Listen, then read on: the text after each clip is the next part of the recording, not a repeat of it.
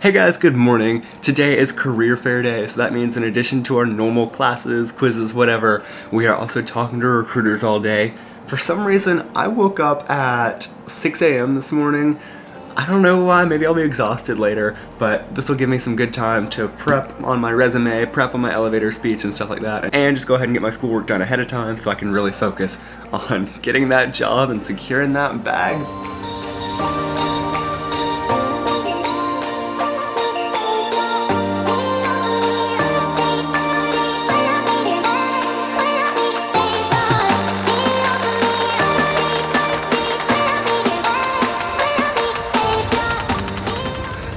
So obviously the career fair has to look a little bit different this year.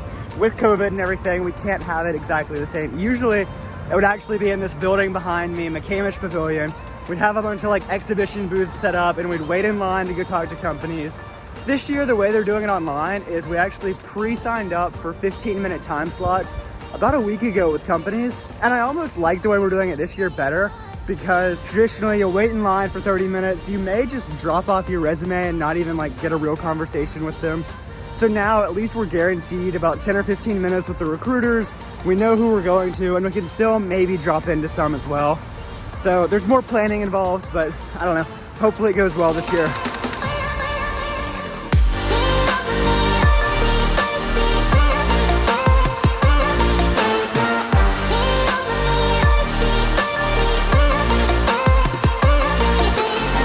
Working as a teaching.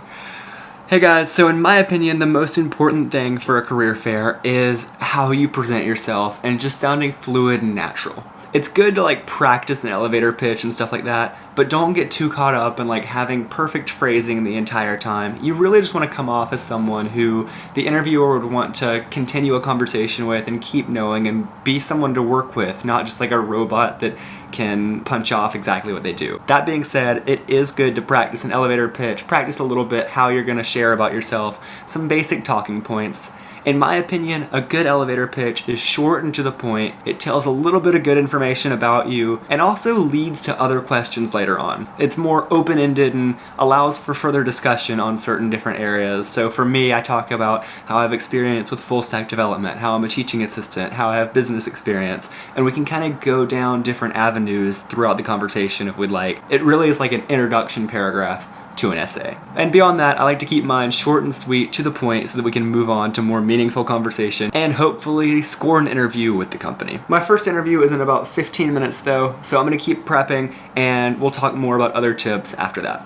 I'm Tyler Shaw. Tyler, I'm a second year computer science student here at Georgia Tech with some experience mostly in full stack development. I'm currently a teaching assistant for data structures and algorithm. Lunchtime. A little late, it's about 2 o'clock, but I'm hungry.